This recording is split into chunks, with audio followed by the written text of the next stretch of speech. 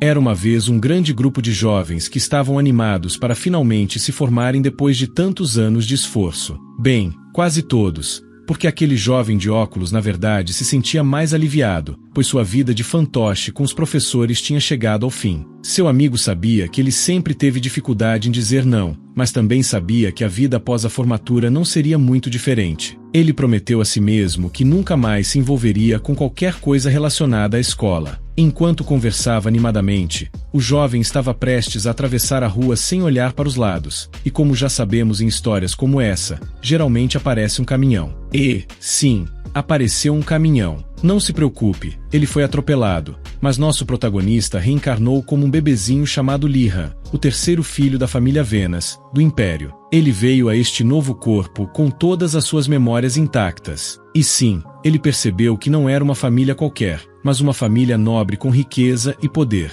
Parecia uma grande recompensa pelo esforço de sua vida passada, mas logo ele descobriu a realidade. Havia uma regra especial na família que dizia que apenas o primeiro filho herdaria tudo. Os outros teriam que encontrar seu próprio caminho. Desde muito jovem, Lihan começou a treinar esgrima com um de seus servos, chamado Arlon, que ficava surpreso com a maturidade precoce do menino. No entanto, Lihan escolheu não ser um espadachim, mas sim um mago. Ele via isso como a melhor opção, e sua inteligência surpreendia Arlon. Lihan sabia que como mago, ele seria bem recebido tanto pelos cavaleiros quanto pelas guildas de aventuras e famílias imperiais. Por isso, ele fez de tudo para entrar na melhor academia de magia do Império. Mesmo com todas as suas memórias e promessas da vida passada, ele teve que se dedicar novamente aos estudos. Enquanto cavalgava com Arlon, ele suspirava profundamente e enfrentava seu novo caminho. Quando avistaram a academia ao longe, Arlon chamou a atenção de Lihan, aliviado por ter conseguido acompanhar o terceiro filho durante toda a jornada, apesar de sua idade. O talento de Lihan foi elogiado pelo chefe, então ele não tinha nada a temer. Mesmo assim, Arlon tentou evitar que Lihan aprendesse magia, mas nosso protagonista agradeceu por tudo que o servo fez por ele. Ao chegarem na academia, era proibida a entrada de servos ou cavalos. Antes que pudessem se despedir, uma carruagem passou, claramente quebrando as regras. Outra carruagem fez o mesmo, tentando atravessar a multidão, mostrando que carregava alguém importante. A grande quantidade de pessoas reunidas era exagerada, a maioria guardas ou servos acompanhando algum nobre. Um menino irritado estava perto de Lihan, sem conseguir dormir sem seu servo por perto, muito diferente de Lihan. Ele provavelmente estava apenas envergonhado, ainda se sentindo insultado. O menino prometeu reclamar até que alguém chegou, levantou a varinha e lançou um feitiço no nobre, deixando-o desorientado e repetindo as mesmas coisas sem parar. Lihan se perguntava se algo assim era permitido. Então, as portas começaram a se abrir e uma névoa esverdeada saiu, acompanhada por uma voz profunda e poderosa. As portas se abriram completamente e a voz amaldiçoou todos os nobres pela covardia, liberando uma pressão tão forte que paralisou todos. Lihan se perguntou se poderia ser o diretor de quem tanto falavam. A voz destacou a importância do respeito e começou a fazer cumprir as regras de entrada. Carruagens, cavalos e servos foram lançados pelo ar, enquanto jovens nobres gritavam por suas coisas. A voz exigiu que todos começassem a se mover e entrassem sozinhos. Sem opções, todos começaram a entrar. Lihan olhou para trás e viu uma caveira observando para garantir que as ordens fossem cumpridas. Esse foi o primeiro dia em Rogard, com uma recepção sombria e desmotivadora para todos. Ao longo do corredor da academia, alguém chamou por ele. Lihan se virou e viu uma figura feminina, uma jovem que se apresentou como Joner Ming, de uma família de magos. Joner disse que Sua Alteza queria vê-lo. O príncipe, um menino loiro, cumprimentou Lihan à distância com um sorriso amigável. Rogard era um lugar para socializar, mas Lihan não esperava que isso acontecesse tão rapidamente. Ele não tinha certeza se podia chamar Rubio de príncipe, já que o imperador tinha mais de 100 filhos, então a situação dos dois não deveria ser muito diferente. Lembrava que o imperador deixou claro que não apoiaria os outros filhos, então a situação de Rubio era certamente pior. Todos ali tinham sobrenomes nobres, mas status baixo ou nenhum. Joner convidou Lihan para se juntar a ela, ignorando alguns sussurros. Ela estendeu a mão e Lihan aceitou o convite. A jovem ficou muito feliz após ser constantemente rejeitada e saiu emocionada com o príncipe. Pelo número do pedido,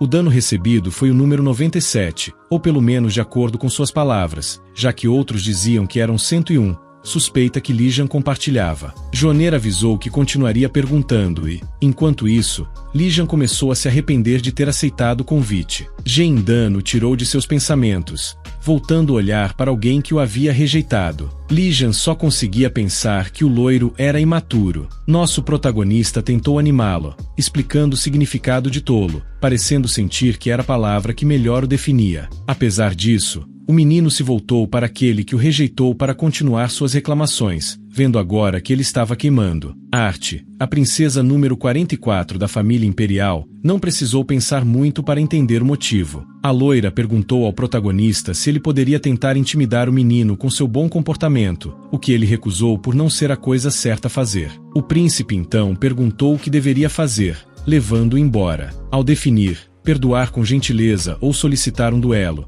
Ren finalmente entende a mensagem e escolhe a primeira opção, recebendo os parabéns do rapaz, que bagunça seu cabelo. Joner se surpreende com o ato do garoto, que conseguiu superar a teimosia de seu parente. Quando ele estava prestes a explicar seus motivos, aquela névoa de antes enche a sala novamente, e a imagem da caveira chama todo mundo de cabeça de ferro e pergunta por que achavam que o diretor tinha esse apelido. O Lish, basicamente um mago condenado a ser um morto-vivo, superou a própria morte. Ardenard levanta a mão e responde que era porque ele era o símbolo dos novatos. O diretor a parabeniza e diz que ela ganhou 10 pontos para o seu quarto, o que deixa a jovem emocionada por um momento. Então Elish zomba dela, explicando que terá que aprender a ser mago através de mentiras. O diretor compara os novatos ao ferro e ao aço, saindo maravilhado. Um dos meninos, quando Lish zomba deles novamente, percebe que caíram em outra mentira. Lijan sabe que ninguém teve coragem de responder, devido à forte pressão. Ele finalmente se move, levanta o braço e gira o corpo, um movimento que o Lish percebe, mas não comenta. Uma das portas à esquerda se abre, levando os jovens a uma grande sala de jantar cheia de comida. O diretor os convida a entrar e se servir, mas assim que todos começam a comer, tudo desaparece e é substituído por mais zombarias da caveira. Decepcionado por ainda não terem entendido sua mensagem, o diretor explica que a primeira fonte de poder dos magos é a saudade. Ele distribui os uniformes e um pouco de comida. O príncipe comenta que tudo foi um exagero, o que agrada o crânio. Para finalizar, o diretor explica que tudo o que quisessem, poderiam conseguir, desde que aprendessem magia. Essas eram as regras da academia. Elish começa a distribuir roupas, comida e varinhas. Um dos alunos pensa em entrar em contato com o mundo exterior para pedir coisas melhores, mas o diretor ouve e explica que nos primeiros anos da academia, os alunos não podem sair das dependências da escola e que os alunos do último ano não aceitariam seus pedidos. Depois disso, a caveira desaparece, desejando boa sorte a todos os novatos. Lijan apenas suspira, não muito surpreso que sempre houvesse um professor maluco em cada escola. Ele se lembra de seu professor de laboratório e do olhar maluco que compartilhou com seu novo diretor. O pequeno príncipe interrompe seus pensamentos, ainda preocupado com o que ouviram. Mas Lijan continua pensando, acreditando que talvez Elish fosse melhor do que seu antigo professor. Gan olhou as roupas e a comida de baixa qualidade e percebeu que a academia não fornecia corretamente todos os bens necessários para o aprendizado dos alunos. Só então Gan percebe que não foram ouvidos. O conhecimento das famílias nobres sobre os Genas era muito pouco, pois os Genas estavam mais imersos na academia do que na vida social.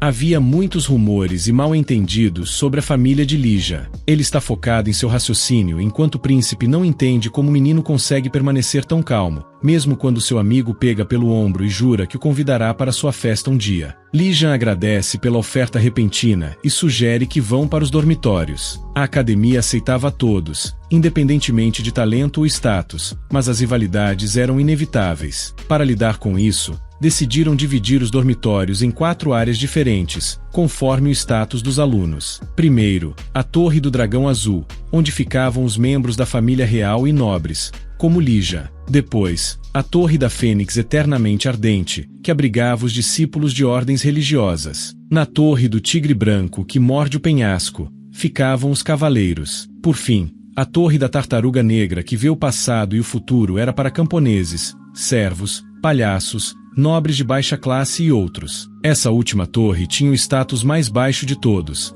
e seus moradores eram frequentemente ridicularizados e desprezados pelos outros, o que não era surpreendente. Contudo, sempre havia exceções, como Lígia, que os via como futuros parceiros de negócios, embora seu olhar os intimidasse um pouco. Lígia sabia que precisava fazer amigos e a experiência de sua vida passada seria uma grande vantagem, abrindo muitas oportunidades. Alguém falou alto, indignado com a academia aceitar pessoas de status tão baixo. Os jovens olharam em busca do responsável e encontraram alguns nobres que o julgavam com desprezo. Lígia ficou indignado ao ouvir isso sobre seus futuros parceiros e avançou para responder, lembrando a todos que tinham deixado tudo para estar ali e que agora estavam nas mesmas condições. Os outros alunos concordaram e começaram a julgar o pequeno grupo que iniciou as ofensas. Satisfeito com sua missão, Lígia se preparou para se apresentar aos outros alunos. Mas entre os murmúrios, alguém mencionou o sobrenome Venas, causando admiração entre os nobres e medo entre os de status inferior, que acreditavam nos mitos sobre sua origem em um dragão ou espírito antigo. Sem saber como reagir, Lígia se perguntou se sua aparência estava intimidando os outros. Ele perguntou a Joner se estava assustando as pessoas, mas ela assegurou que sua postura era digna de um nobre. Havia ainda muito a descobrir sobre os segredos da família de Lígia. De qualquer forma, o pequeno príncipe chamou a atenção do casal que se ressentia de ter sido abandonado. Lígia então pediu a Joner que explicasse por que suportava tantas besteiras de Rúbio. Ela respondeu que era por causa da imaginação de Gaiado, que a mãe de Lígia acreditava em algum encontro que Joner teve com a imperatriz. Embora decepcionado com a verdade, Lígia soube que teria que se tornar amigo do príncipe. A escola parecia cada vez maior para todos, com prédios, salas de aula, lagos e até florestas. Apesar das instruções do Lish, todos acabaram se perdendo na Torre do Dragão Azul. Mas quando finalmente a viram, ficaram surpresos ou decepcionados, pois a torre parecia muito pequena. Os nobres ficaram desapontados, mas Lígia não compartilhava desse sentimento, embora estivesse preocupado com a quantidade de pessoas. Quando começaram a entrar na torre, após alguns passos, todos desapareceram e ficaram flutuando sozinhos em algum lugar. Uma voz cumprimentou Lígia e perguntou onde ele gostaria de ir, explicando que ele poderia escolher entre seu quarto e a sala comunal dos alunos. A voz também explicou que, no futuro, ele poderia acessar mais lugares quando soubesse os nomes e adquirisse mais conhecimento. Por enquanto, o diretor proibiu esses acessos. Lígia escolheu ser enviado para seu quarto, onde encontrou um livro sobre a academia. Nele, havia uma frase do diretor, que aparentemente se chamava Josu Gonan Dantel. Também foi explicado que havia disciplinas obrigatórias e que, após o primeiro mês, ele poderia escolher disciplinas eletivas. Enquanto estava em seu quarto, Lígia parecia ser o único a se divertir, enquanto os outros pareciam estar enlouquecendo. Logo, ele decidiu ir até a sala comunal para conhecer os outros alunos e perguntar sobre as disciplinas que escolheriam. Um dos meninos respondeu que queria aprender alquimia para fornecer produtos ao Palácio Imperial. Uma garota parecia animada ao pensar em compartilhar os cursos com Lígia, enquanto Joner preferiu guardar para si seu desejo de se tornar um oficial do Palácio Imperial e disse que tomaria a decisão com calma mais tarde. De repente, Gan chegou gritando que havia sido roubado, mas ninguém soube o que responder. No dia seguinte, enquanto todos caminhavam para o primeiro dia de aula, Lígia continuou a se informar o máximo possível. A única coisa que ele não entendia era o estado desmotivado e sonolento dos outros. Joner explicou que todos estavam com muita fome e não conseguiram dormir porque as camas eram desconfortáveis e as roupas irritavam a pele. Lígia, comparando com sua vida anterior, achava que não podia ser tão ruim. Eles receberam uma barra nutritiva para comer durante o dia e prometeram um banquete no final do dia, mas provavelmente seria apenas mais uma tigela de ramen, como nos dias de sorte. Poderia ser uma xícara de macarrão. Lígia, comparado à sua vida anterior, achava o lugar maravilhoso. Quando finalmente encontraram as portas para sua primeira aula, Lígia ficou grato por estarem no primeiro andar, mas todos gritaram de susto ao verem um troll lá dentro. Essas criaturas eram conhecidas por serem monstros ferozes, mas o troll na frente deles era o professor. Ele se apresentou como Garcia, um meio troll, e tentou parecer amigável, garantindo que não comia gente, mas mencionou que talvez o fizesse se estivesse com muita fome, o que não ajudou a aliviar o medo dos alunos. Ian também ficou assustado com essas palavras, e o professor percebeu que sua piada não foi bem recebida. Sem mais delongas, ele começou a primeira aula, que seria uma introdução geral à magia. Explicou que existem muitas habilidades mágicas, mas nem todas seriam usadas até que fossem adultos e mais capazes, pois a magia estava longe de ser um jogo. Além de aprender o que é magia, a aula ajudaria os alunos a saber qual magia gostariam de aprender e usar. O professor Garcia parecia ser uma bússola para todos. Suas palavras animaram os jovens, aliviados por perceberem que nem todos os professores seriam como o diretor. Ele iniciou a palestra e, com uma varinha na mão, perguntou à turma: o que é um mago? Mais uma vez, ela levantou a mão e disse que um mago é alguém que muda o mundo com sua vontade. A resposta estava correta, e o troll acrescentou que, de forma mais técnica, um mago é alguém que usa poder mágico e mana para alterar o mundo. Havia muito poder mágico no ambiente, mas para usar magia, cada um precisava reunir seu próprio poder. A vontade era sempre fundamental. Depois de um tempo de conversa, a professora pediu que todos se levantassem e pegassem seus cajados para reunir poder mágico. Joner sentiu que a magia podia ser comparada a montar um cavalo selvagem, e que não podia se distrair nem por um segundo. A professora Kim então compartilhou um feitiço de luz com eles, explicando que precisavam de pelo menos um breve momento de concentração. An entendeu os passos e tentou, emitindo uma forte luz que surpreendeu todos. Os outros também tiveram resultados, mas ainda achavam difícil. O pequeno príncipe sentiu que algo estranho estava acontecendo quando a professora o ajudou a controlar o poder que estava escapando de seu controle. Suas palavras foram suaves, encorajando-o a não desanimar, pois estavam ali para aprender.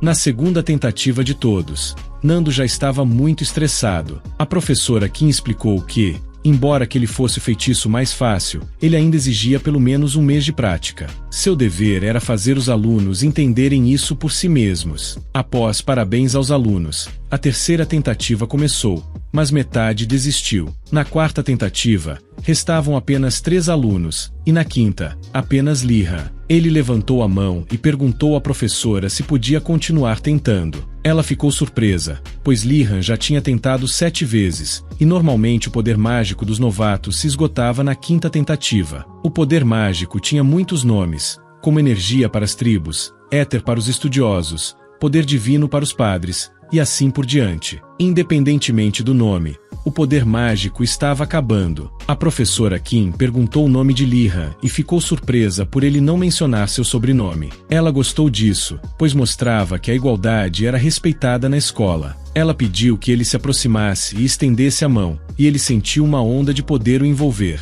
Lihan chamou a atenção da professora, um tanto preocupado, mas ela apenas pediu para que ele fosse vê-la em seu escritório após a aula. Ela parabenizou todos pelo excelente trabalho e esclareceu que não comeria nenhum dos alunos, contrariando rumores que haviam ouvido. Após a aula, Lihan foi encontrar a professora, que lhe disse que estava ansiosa para conhecê-lo, pois o diretor já havia falado sobre ele. O diretor Ozu tinha um grande talento para ler as pessoas e informava os professores sobre os novos alunos, especialmente aqueles que precisavam de controle ou proteção. Ela ressaltou que, na realidade, grande idade também significa grande sabedoria. A partir daquele momento, a professora Kim estava ansiosa para conhecê-lo pessoalmente, mas não podia revelar tudo o que sabia. Ela foi direta ao assunto, dizendo que ele tinha muita mana, mas que isso não era suficiente, pois ele estava em um nível onde não conseguia mais controlá-la. No final, Lihan ficou muito emocionado, achando que tinha uma grande vantagem. No entanto, a professora explicou que, embora ele não precisasse se preocupar em esgotar sua mana, controlar um grande poder seria um desafio ainda maior. Com isso, Lihan caiu de joelhos, preocupado com o que fazer a seguir. A professora lhe deu uma pulseira que o ajudaria a absorver mana e aconselhou que ele continuasse praticando para gastar um pouco de sua mana sem medo de acabar. Depois, Lihan foi para a próxima aula com Gan e Joner, embora ele tivesse certeza de que Joner os convidaria para as aulas de alquimia. Gan zombou de Joner por escolher uma profissão considerada inferior. Lihan percebeu o quanto isso incomodava Joner, mas decidiu não intervir, mesmo sabendo um pouco de autodefesa com esgrima. Na próxima aula, eles aprenderam os fundamentos da alquimia e conheceram alunos de outras torres. Infelizmente, Lihan recebeu muitos olhares feios por causa do que aconteceu no dia anterior, quando descobriram seu sobrenome. Ele pensou que não teria mais surpresas, mas o novo professor, um anão chamado Uregolem Gomer, era mais normal do que esperavam. O professor começou a aula com uma pergunta sobre por que as aulas eram ao ar livre em vez de no prédio ao lado. A princesa Arden levantou a mão e disse que era para que todos pudessem sentir a natureza, mas sua resposta estava errada. Joner perguntou a Lihan sua opinião, e ele respondeu que era para reunir materiais. O professor ouviu e o parabenizou pela resposta correta, ganhando um olhar feio da princesa. O professor explicou que, além de ter um bom controle de mana, o mais importante era ter a capacidade de reunir os materiais necessários. Joner não ficou muito feliz com isso,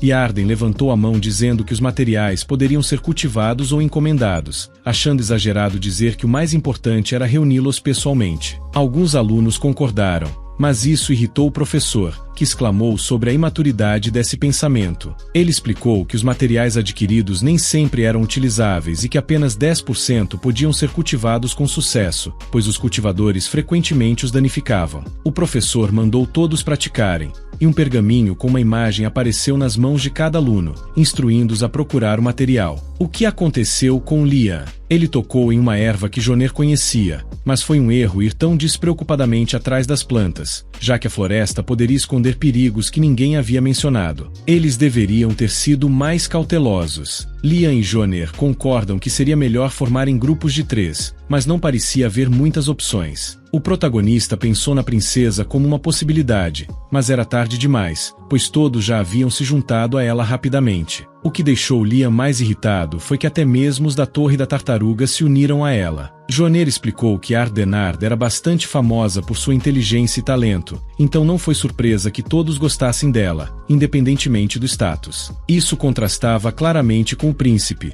que não possuía a mesma popularidade. Parecia que não tinham mais muitas opções, até que Lihan viu uma garota de cabelo curto com um símbolo singular no cinto, uma elfa negra da patrulha, da qual fazia parte Nilia, um grupo de excelentes caçadores e exploradores muito ativos que conheciam as montanhas do norte como a palma da mão. A elfa parecia confiante em conseguir a erva que precisavam, mas, ao decidir partir, Lihan chamou sua atenção junto com Joner. Apesar de se apresentar respeitosamente, a elfa respondeu de forma rude, até entender que eles só queriam formar um bom time. A reputação que Nilia conhecia dos nobres a deixava irritada, convencida de que eles apenas queriam se aproveitar dela ou zombar deles. Nosso protagonista se aproximou e explicou que poderia haver monstros na floresta e que eles deveriam se apoiar, mas Nilia resistiu. Lihan não desistiu e, rapidamente, mencionou que alguns idiotas decidiram entrar sozinhos, afetando o orgulho de Nilia, que acabou aceitando a oferta. Lihan a parabenizou pela inteligência, e eles começaram a se mover.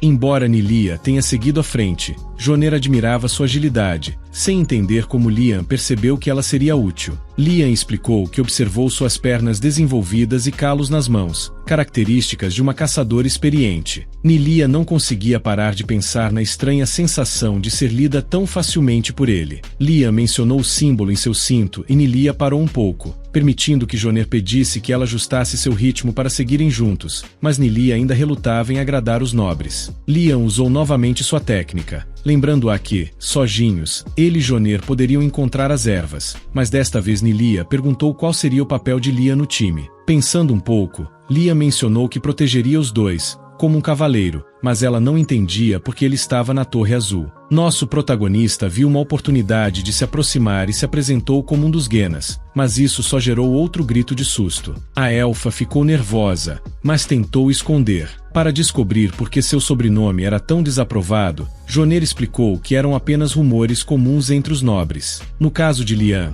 alguns eram mais absurdos, como o chefe dos Genas ser um dragão ou terem feito contratos com espíritos antigos. Essas histórias faziam com que fossem vistos como implacáveis. Lihan começou a entender o motivo dos olhares estranhos, mas também se sentiu impotente por não conseguir mudar a opinião de todos. Nilia sorriu, dizendo que, mesmo sem conhecer todos os rumores, podia confirmar que aquele guarda tinha emoções. Então, ela se junta aos dois para continuar o caminho. A elfa, caminhando entre as vinhas no alto, de repente parece notar algo e desce rapidamente, apontando para algumas pegadas grandes, mas não muito profundas, o que indicava que quem as fez estava tentando não deixar rastros. Nilia achou isso interessante, mas Joner parecia indiferente, o que a deixou triste. Lihan, porém, ficou curioso e intrigado, querendo saber mais. Nilia ficou surpresa com o interesse dele, já que a floresta poderia abrigar muitos monstros diferentes, incluindo aqueles criados a partir de experimentos, o que assustou ainda mais Lian.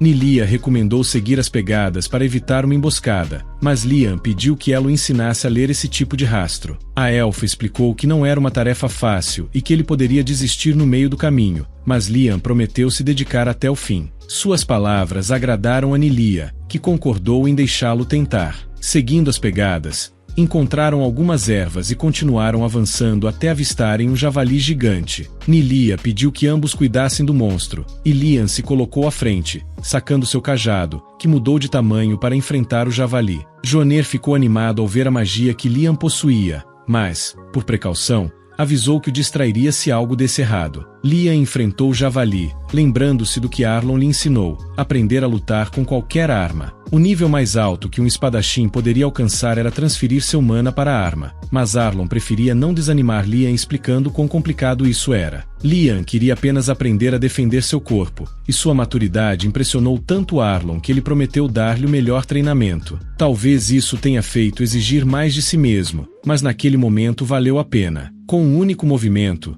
Lian carregou seu cajado com mana e usou para derrotar o javali. Nilia ajudou a retirar o cajado da boca do javali e o devolveu a Lian, ainda impressionada com o que tinha visto. Joner estava nervoso por já estarem enfrentando situações perigosas como novatos. De repente, um som alto chamou a atenção dos três, que identificaram como outro javali. Eles se aproximaram rapidamente e com cautela do local onde o monstro estava, junto ao grupo da princesa. Os meninos acreditaram que não deveriam interferir, até que Ashandart, um garoto de uma família conhecida por suas habilidades excepcionais e responsabilidade pelas finanças do imperador, se prontificou a resolver a situação. Ele era alto e parecia entender um pouco de esgrima, mas apesar de sua confiança, o golpe do javali foi forte o suficiente para jogá-lo longe. O monstro então se virou para os outros alunos, e Art ficou na frente de todos para protegê-los. As meninas perguntaram a Lian se ele tinha algum plano, e ele se adiantou para enfrentar o javali por trás,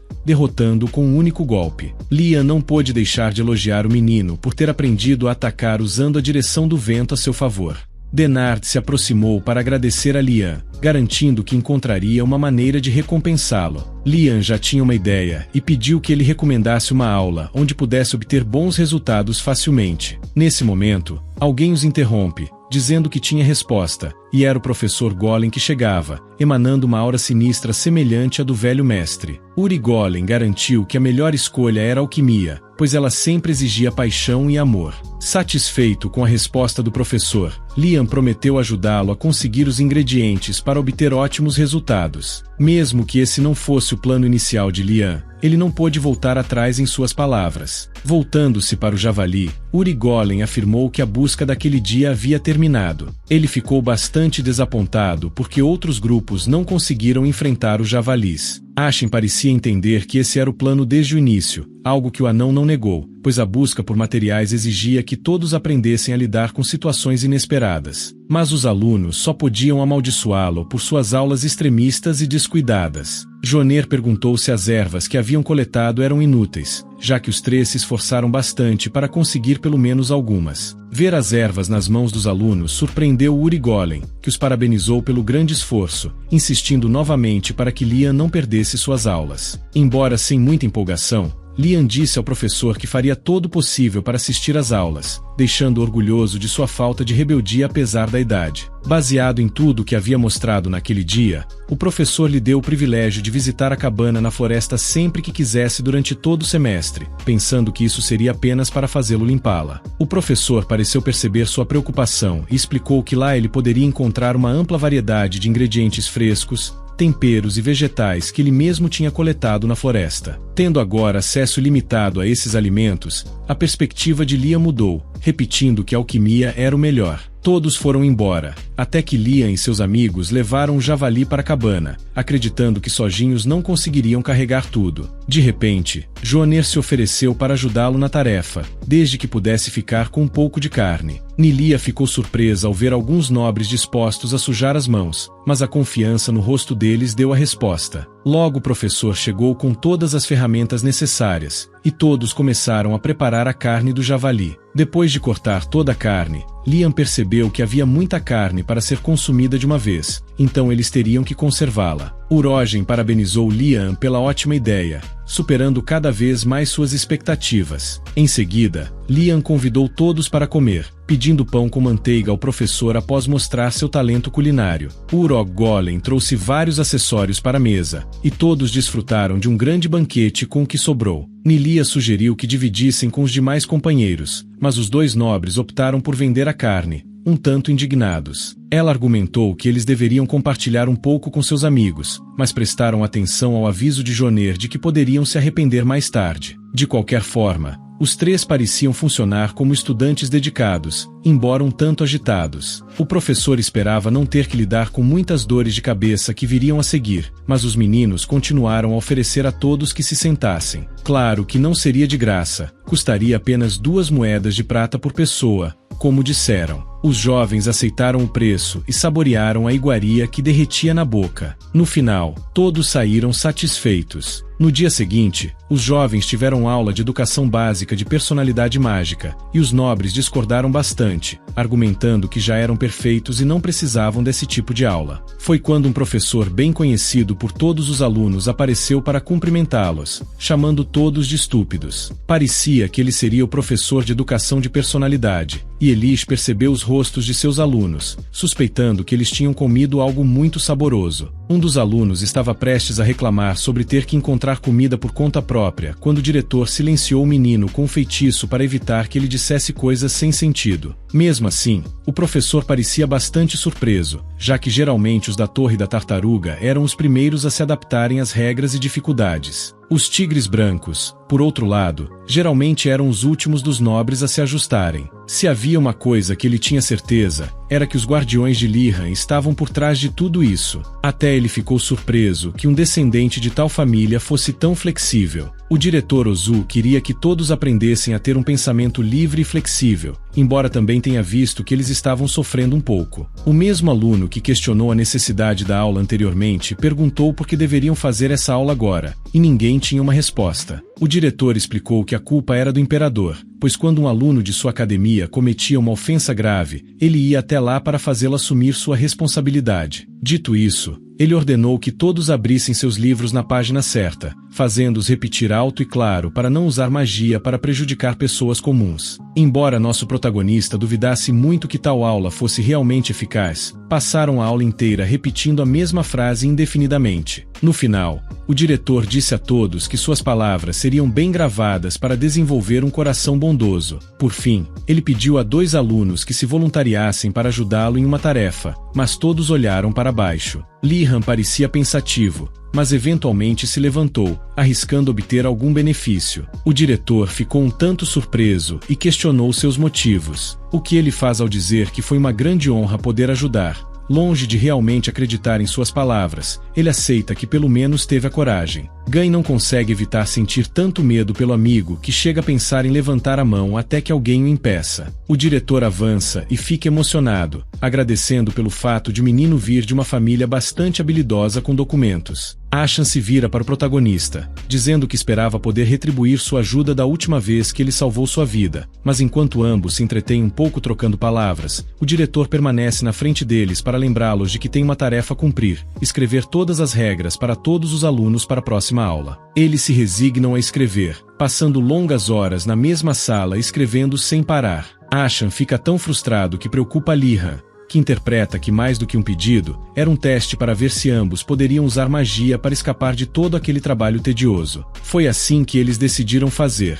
mas não conseguiram dominar nem o mais simples dos feitiços. Então, nosso protagonista decide explorar os arredores em busca de pistas, logo convencido de que Ashan faria o mesmo e o ajudaria na busca. Os jovens vasculharam todas as gavetas da mesa do diretor até encontrarem uma grande fonte de mana de onde veio uma nota. No momento em que abriram, uma ilusão do diretor Ozu apareceu, zombando deles em vez de parabenizá-los. No final, Ele disse que na gaveta encontrariam magia de controle básico e que deveriam se apressar após o desaparecimento da ilusão. Chan pediu ao protagonista que o ajudasse a registrar uma reclamação sobre o método de ensino de Li-Han, mas Li-Han sabia que uma reclamação contra o próprio diretor da academia não resultaria em nada. Isso deixou um pouco desanimado, calculando um índice de falha de 95%, o que surpreendeu nosso protagonista, que pensava que as chances deveriam ser 0. Os dois começaram a ler o jornal, tentando até a exaustão, pelo menos por parte de Asha. Li-Han repassou o feitiço novamente e tentou visualizar que estava no último minuto para apresentar seu trabalho.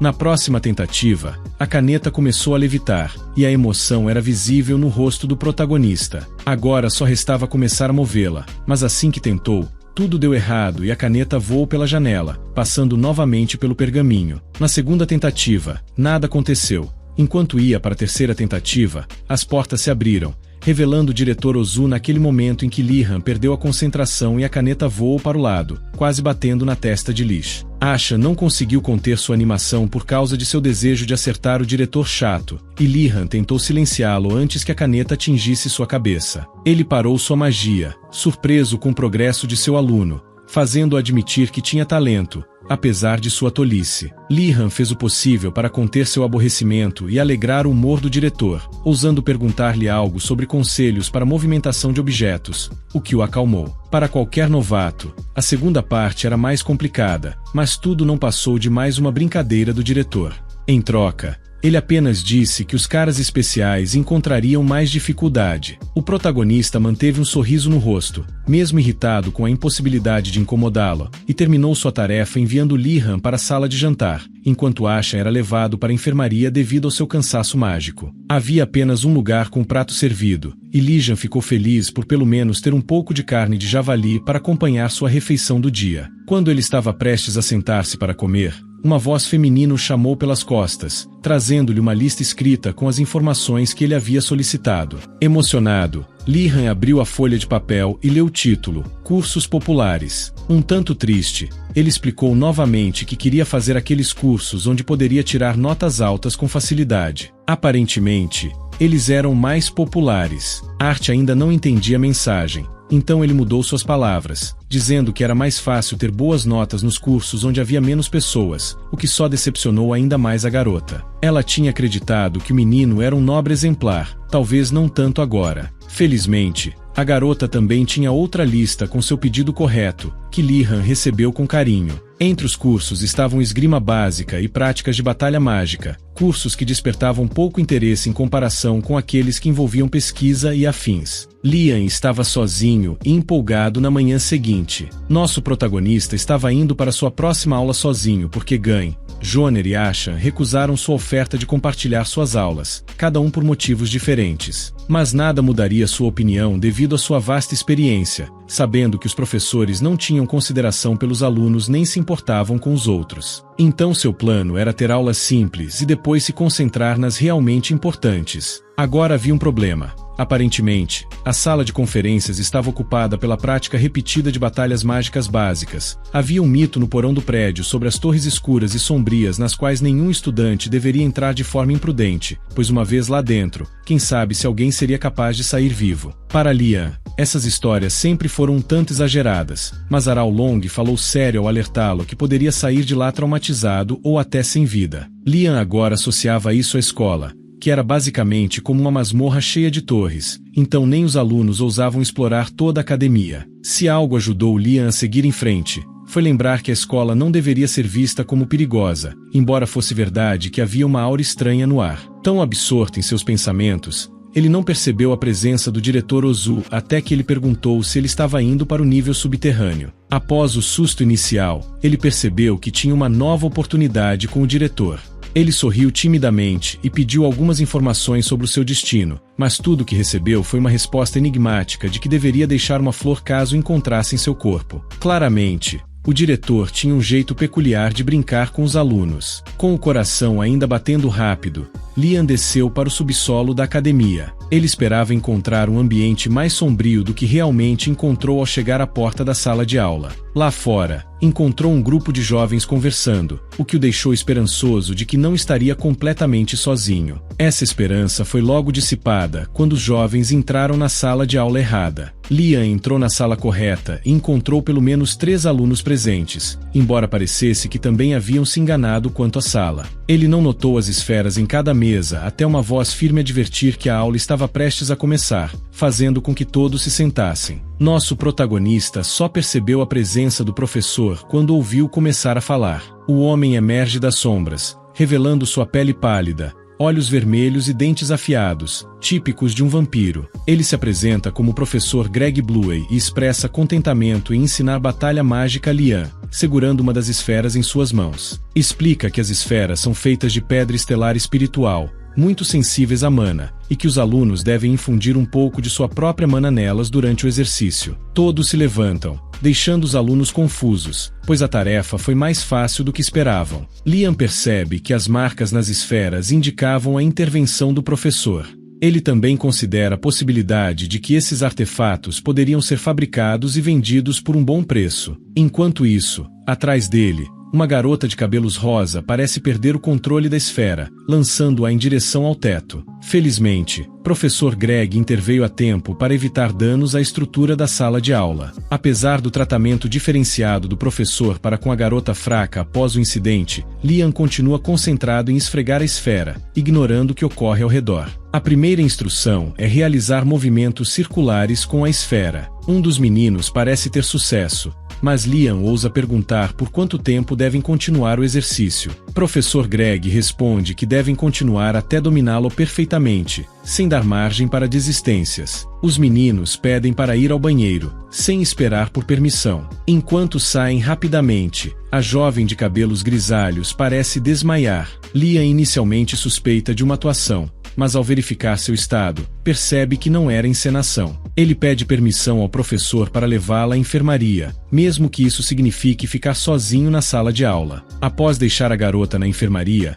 Liam retoma a aula e aproveita para questionar ao professor sobre o sistema de avaliação do curso. Professor Greg explica que as notas serão atribuídas com base no desempenho individual do aluno, independentemente do número de alunos na turma. Para Liam, parece ser uma aula simples e fácil para obter uma boa nota com tarefas repetitivas. O professor Greg admira o compromisso de Liam em continuar nas aulas, algo incomum para muitos alunos que desistem após a primeira aula. Ele reconhece que Liam mostra grande maturidade apesar de sua juventude aparente. Embora não tenha ideia de qual magia despertará no protagonista, o professor Greg sente que ele possui algo especial. Ao final da aula, Liam não perde tempo em encontrar seus amigos e tentar convencê-los novamente a participar das aulas. Ele explica como as aulas são simples e como todos podem facilmente alcançar boas notas, deixando os meninos intrigados com essa nova perspectiva. Liam seguiu em direção ao pátio frontal sul, onde encontrou um número maior de pessoas, todos vestidos com o uniforme característico da Torre do Tigre Branco. Como já sabemos, essa torre era frequentada por filhos de famílias de cavaleiros, que já tinham habilidades em esgrima e levavam os treinos muito a sério, ao contrário das aulas de magia de batalha. Apesar disso, nosso protagonista mantinha confiança de que poderia lidar bem com eles, pois desde jovem aprendeu um pouco de esgrima. Os sussurros começaram quando os meninos notaram a presença do aluno da Torre Azul, mas apenas um orco ousou confrontá-lo e reconheceu sua família, os Vens. Ele foi direto ao ponto,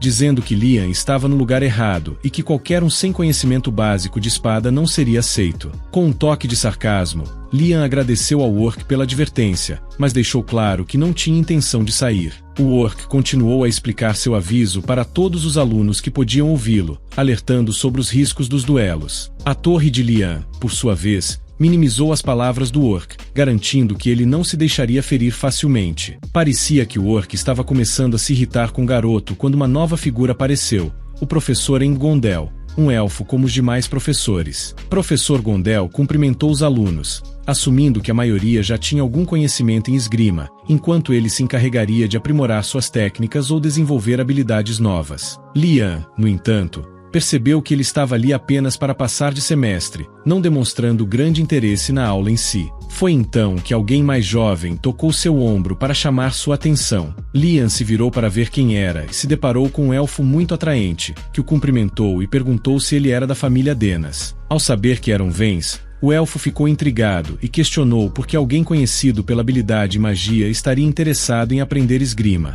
Liam respondeu honestamente, explicando que estava ali para melhorar suas notas nas aulas. Sua resposta pareceu deixar o elfo um pouco desconcertado, mas Liam manteve seu sorriso confiante, evitando mal-entendidos futuros. O elfo se apresentou como JJ Mor, preferindo ser chamado pelo sobrenome. Liam aceitou a saudação e apertou sua mão amigavelmente. Enquanto conversavam, Liam compartilhou o pouco que sabia sobre os Mor, uma família localizada ao norte do reino conhecida por sua disciplina rigorosa e métodos determinados para alcançar seus objetivos. Desde sua chegada à escola, Liam havia enfrentado rejeição devido à sua linhagem como membro da família Vence, mas ele tinha esperanças de se dar bem com JJ Mor. Durante o treino, Liam aprendeu a técnica da lâmina de pedra azul, uma abordagem franca e desafiadora que muitos nobres preferiam evitar em favor de métodos mais simples. Liam persistiu em seu objetivo e superou o processo de admissão. Apesar de não ter outra opção quando questionado sobre seu sobrenome, ele nunca esperava ser reconhecido como membro da família Venas. Ver um garoto de uma linhagem tão nobre com raízes sólidas em sua família era realmente surpreendente. Ele arriscou perguntar a Liam o motivo de querer se inscrever em sua turma. Liam respondeu que considerava habilidades com espada essenciais para um nobre. Aang-Gondel aceitou a resposta,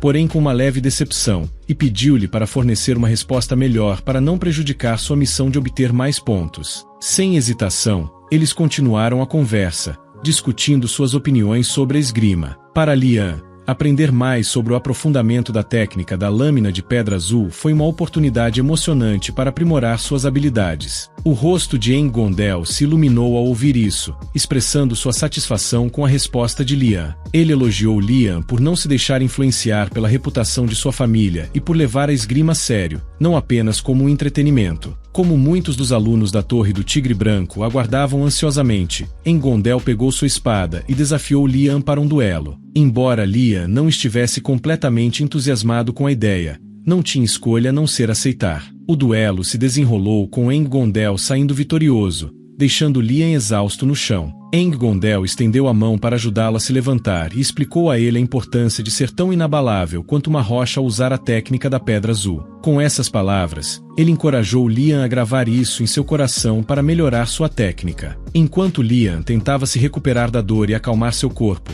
ele observava Aang-Gondel derrotar outros alunos com habilidade e precisão, adaptando suas instruções com base nas habilidades individuais de cada um. Isso era algo admirável para Liam, que percebeu quão justo e eficaz Aang-Gondel era como mestre. A cena deixou Liam impressionado, embora ele próprio tivesse sido derrotado. Enquanto o céu começava a escurecer, Aang-Gondel chamou Liam de volta ao centro e convocou Dururu Alber, um orc que parecia ter alguma história com Liam desde o início. Os alunos ficaram confusos com a situação, mas Aang-Gondel instruiu-os a pegarem suas armas e se prepararem para o que estava por vir, criando uma tensão palpável enquanto todos se preparavam para o próximo desafio. Choi sorriu e aceitou as instruções prontamente. Era visível a empolgação estampada em seu rosto, enquanto Liam se preparava para o confronto. Os dois alunos foram escolhidos para o primeiro duelo por terem se destacado claramente em suas habilidades. Aang-Gondel enfatizou que a arte da luta não se limitava à teoria, mas exigia prática intensa e realidade nas batalhas. Ele mencionou a importância de técnicas como a de levar a espada ao pescoço do oponente, ressaltando que apenas a teoria não era suficiente para dominar tal habilidade. Aang-Gondel observava Liam com um misto de admiração e surpresa, ainda não acreditando totalmente na habilidade do jovem como espadachim de alto nível. Ele até sentia pena ao pensar que Liam poderia ter enfrentado resistência de sua própria família por seguir esse caminho. Determinado a apoiar Liam,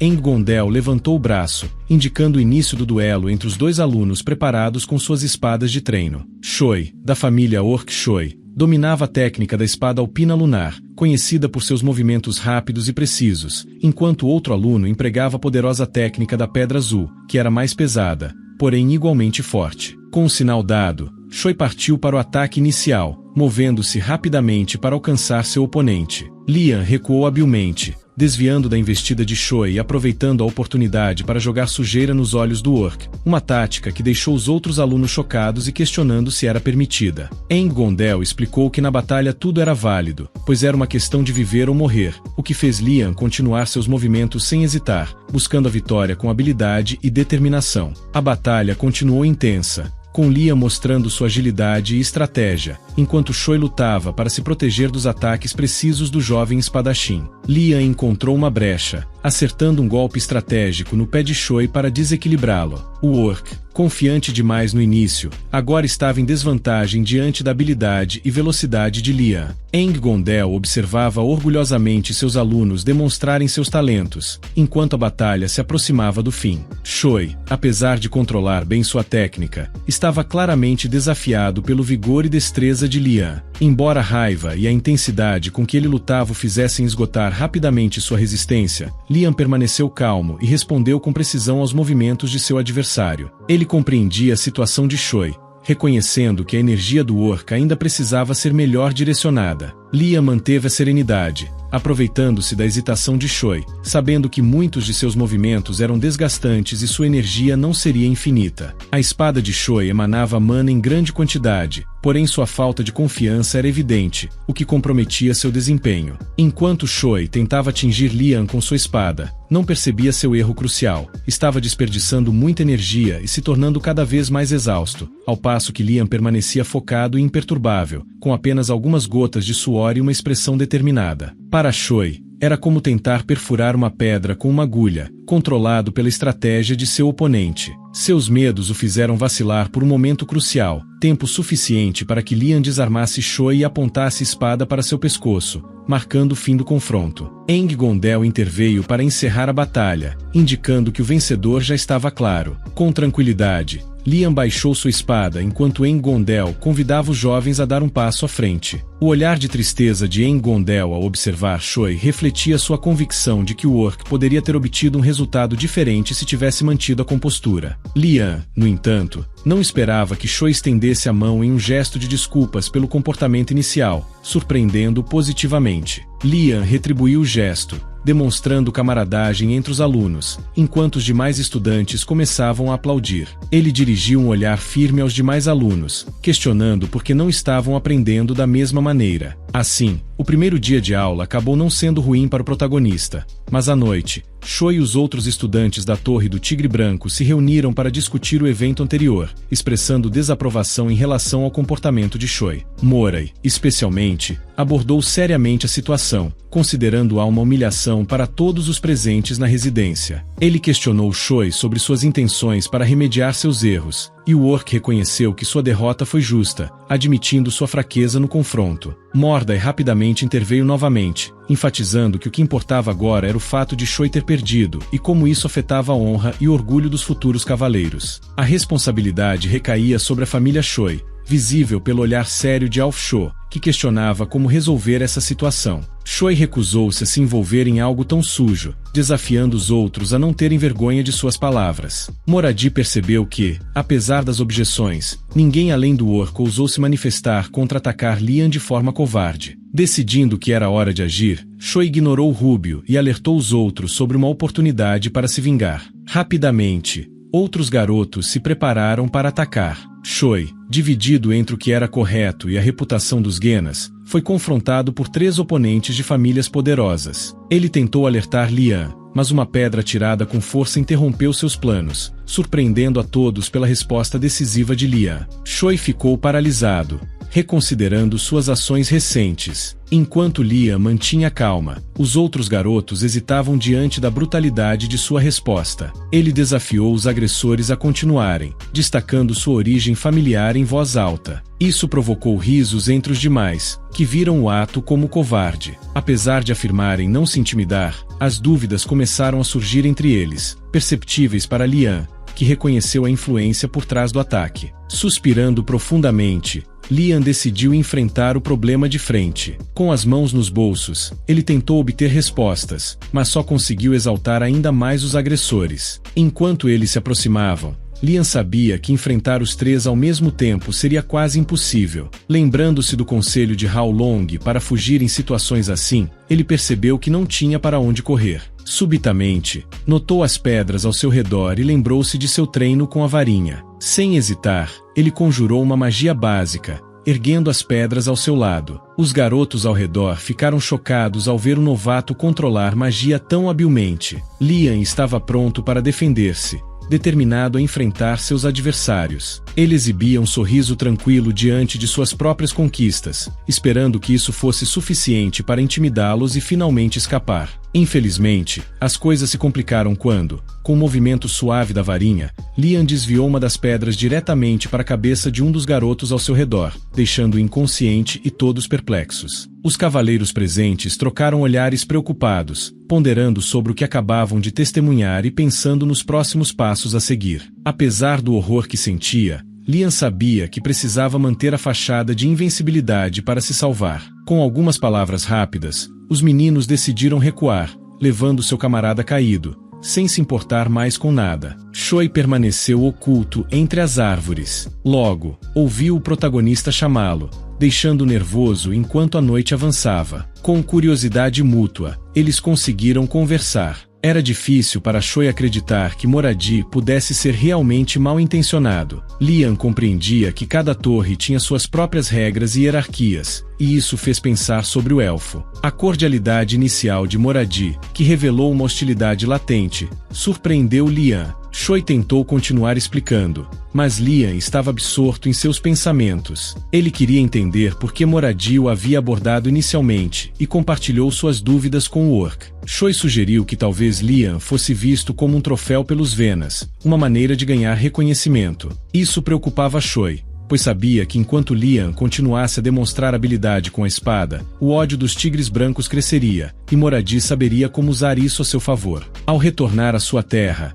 Liam refletiu sobre as palavras de Choi. Embora o orc tivesse aconselhado a evitar mais aulas com os tigres brancos para evitar problemas com Moradi, Liam não estava inclinado a seguir esse conselho. Encontrar uma aula tão excepcional não seria fácil, e seu orgulho o impedia de fugir de um desafio com sua dignidade machucada. Ao entrar na sala comunal de sua torre, fingindo dor no estômago e com a voz embargada, Liam relatou a todos que fora atacado pelos alunos da Torre do Tigre Branco, simplesmente por ser membro da Torre do Dragão Azul. Os garotos ficaram alarmados com sua história, levantando-se rapidamente em indignação, criticando os cavaleiros e exigindo ações. Alguns até sugeriram que deveriam retaliar, o que aumentou o fervor deles em busca de vingança. O garoto de cabelos azuis, que parecia liderar o grupo, ordenou que todos se organizassem para procurar os cavaleiros no meio do caos. Liam sentiu a culpa crescer dentro dele. O que começara como uma tentativa de distração para proteger seu orgulho agora parecia uma situação fora de controle, com a agitação atingindo o ápice. Uma figura interrompeu a fúria dos meninos e pediu para ser ouvida antes que agissem precipitadamente. Ashan tentou convencê-los de que um ataque surpresa à Torre do Tigre Branco, descendentes de cavaleiros, resultaria em derrota certa. An ficou aliviado ao ver que seu companheiro era racional, mas Shan interrompeu, gritando que deveriam atacar primeiro e perguntar depois. Liam suspirou, decepcionado com a emoção do momento. Decidiu ficar à frente de todos, tentando acalmá-los. Explicou que não desejava vingança e que cuidaria do assunto por si mesmo, mas outra pessoa lhe mostrou que isso também seria complicado. Então Liam suspirou profundamente e lembrou a todos que famílias respeitáveis estavam chegando e não poderiam se comportar como os tigres brancos. Ele sugeriu que os cavaleiros deveriam ser os primeiros a agir, preparando-se para se defender caso provocados. Os meninos pareciam hesitantes em relação às suas ideias anteriores, e Liam viu a oportunidade de persuadi-los. Explicou que era crucial demonstrar união e estar preparado para se proteger. Após prometerem se manter unidos no futuro, Liam sentiu-se aliviado por não ter reagido agressivamente como antes, e todos seguiram em frente com seus afazeres. Enquanto isso, Liam ouviu uma conversa entre colegas sobre a próxima aula que incluiria magia de iluminação, algo que ele ainda não dominava. Essa notícia o deixou vulnerável e desanimado, percebendo que era o único que ainda não havia dominado aquela habilidade até então. Na manhã seguinte, Joner apareceu cedo na sala comunal e encontrou Liam visivelmente deprimido e abatido. Liam se desculpou pelo susto que sem querer lhe causou, explicando que não tinha dormido nada e passou a noite praticando magia. Joner, em um raro momento de compreensão, lembrou-lhe que eles tinham permissão para treinar com supervisão limitada, o que lhe proporcionava uma sensação estranha de segurança. Joner mencionou casualmente que todos já haviam dominado a magia de iluminação. Liam entendeu o ponto, mas antes que pudesse responder, ficou tão surpreso quanto Sandy ao ver Ganha acordado tão cedo. O loiro apareceu com espetinhos de salsicha, observando desconfiado ao redor. Liam se aproximou para explicar que não estavam ali para roubar, mas Ganha se levantou abruptamente para acusá-lo. Lihan alertou que o espeto estava prestes a queimar, conseguindo segurá-lo a tempo. Enquanto os colegas começavam a chegar, Lihan percebeu o olhar faminto em seus rostos. Ele sabia que todos estavam famintos e poderiam estar ainda piores se não tivesse conseguido fazer carne para todos. Observou a cena com preocupação, tentando pensar em uma solução para a situação difícil. Quando chegou a hora da aula com a professora Cariz e o Trollkin, ficou claro para Lihan como eles haviam mudado desde o primeiro dia. A tensão entre as torres, especialmente entre dragões azuis e tigres brancos, era palpável. A professora Kim permaneceu vigilante, lembrando a todos das palavras do diretor Ozu sobre a importância de aprender a compartilhar. Cansada da rivalidade entre os alunos, a professora Kim o silenciou com um olhar severo antes de começar a aula. Ao perguntar quem havia dominado a magia de iluminação, Lihan levantou a mão, sentindo um misto de orgulho e alívio ao ver que havia conseguido. No entanto, percebeu que era o único a fazê-lo. Lihan notou o garoto que o mantinha acordado à noite e perguntou por que ele havia dito aquilo. O menino sorriu nervosamente e explicou que tinha apenas uma vaga ideia de como fazer aquilo, seguindo o conselho de Clara, mas ainda não havia conseguido. Sentindo-se derrotado e exausto, Lihan desabafou sobre seus colegas pretensiosos e se culpou por ter trabalhado tanto sem resultado. Enquanto o professor Kim parabenizava 2 alunos que já haviam dominado a técnica, Lihan olhou para a princesa Arden levantando a mão, animando-se com a possibilidade de se aproximar dela. No entanto, seu olhar logo voltou para suas próprias frustrações. A rivalidade entre Ashan e a princesa captou sua atenção, e ele explicou a Lihan em voz baixa que ela acreditava no boato de que ele só se importava com boas notas, não com conhecimento. Lihan ficou ainda mais confuso ao saber que não era totalmente mentira. Ele realmente não se importava tanto, mas pôde ver claramente a frustração em Asha, sentindo-se desapontado por ela ter sido tão audaciosa ao espalhar tal boato entre seus colegas. O que há de errado em ela acreditar nisso? O que acabou emocionando Asha ao perceber que alguém tão nobre e perfeito como ela poderia ser destinado a conhecer alguém tão incrível quanto ele. Pouco depois, Lihan e a princesa Arden foram chamados à frente da turma para demonstrar o que haviam alcançado, impressionando a todos e levando a professora a aplaudir animadamente para ver qual dos 2 alunos havia dominado o primeiro feitiço da aula. Na primeira semana, os estudantes da Torre do Tigre Branco pareciam um tanto envergonhados por não terem progredido ainda, mas a professora os tranquilizou, explicando que estavam apenas começando com feitiços básicos. Ela encorajou-os a não se desanimarem, pois mal haviam começado a sentir a magia fluir e poderiam avançar mais facilmente com o tempo. Enquanto Faravai acreditava que ninguém o estava ouvindo devido à rivalidade entre os alunos, a professora Kim pediu que todos voltassem aos seus lugares. Os meninos não conseguiram evitar se distrair uns aos outros com palavras desafiadoras. Mais tarde, Kim anunciou que aprenderiam sobre magia elemental, o que entusiasmou a todos. Ela conseguiu recuperar não só o controle da turma, mas também sua calma. A magia elemental consistia em 5 elementos principais: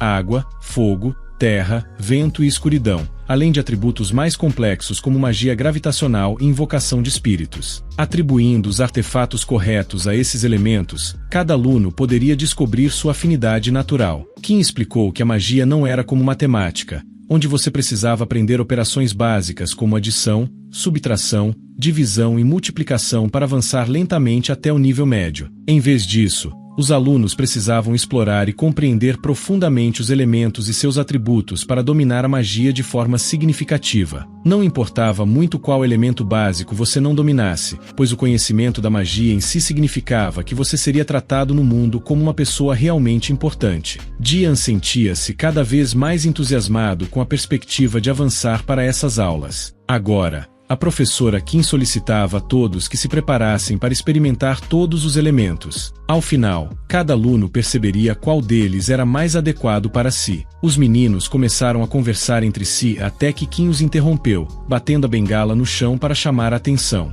Uma vela acesa apareceu diante de todos os alunos, e Kim explicou que, com base no conhecimento anterior deles, desta vez não criariam luz, mas sim fogo. Alertou-os sobre os perigos envolvidos, como o risco de queimaduras em caso de técnicas inadequadas. O feitiço a ser utilizado deveria ser invocado com a palavra queima. Grandes ondas de fogo se espalharam pela sala, deixando todos os presentes eufóricos. Lihan se esforçava para não agir de forma infantil, enquanto os outros tentavam se concentrar na vela. Seria mais fácil usar a magia se ele conseguisse visualizá-la. Lihan estava pronto para tentar e ergueu sua varinha com segurança, mas antes que pudesse agir, a vela desapareceu de seu lugar. O professor Kim explicou que ele deveria se abster de fazer magia por um tempo, pois era arriscado para ele. Ele relembrou o incidente em que quase cegou ao tentar dominar a magia da iluminação pela primeira vez. Kim aconselhou a esperar até que seus sentidos estivessem mais afinados antes de iniciar com a magia da água. Li-han sentiu-se momentaneamente envergonhado por não ter usado magia de forma correta, mas rapidamente afastou esses pensamentos. Ele sabia que o fogo e o raio eram bons para ataque, enquanto a terra e o metal eram melhores para defesa. Embora a água tivesse muitos usos, alguns mais obscuros, sua primeira vantagem era a segurança que proporcionava. Li-han observava a tigela que o professor lhe dera enquanto tentava invocar o feitiço. Nas primeiras 2 tentativas, nada aconteceu, mas na terceira, a água reagiu e um redemoinho surgiu lentamente. Uma bolha d'água permaneceu flutuando acima dele, surpreendendo-o e os demais alunos. A professora Kim demonstrou seu entusiasmo pelo feitiço, parabenizando-o por descobrir sua grande afinidade com a água, algo esperado de um guardião. Muitos dos alunos da Torre do Tigre Branco não pareciam muito satisfeitos, mas a professora os incentivou a continuar explorando até encontrarem o elemento com o qual se identificavam melhor. Ela explicou que isso frequentemente refletia suas experiências de vida. Um ferreiro poderia ter afinidade com o fogo, enquanto aqueles que viveram em campos poderiam se sentir mais ligados ao vento. Lan assistia a tudo confuso,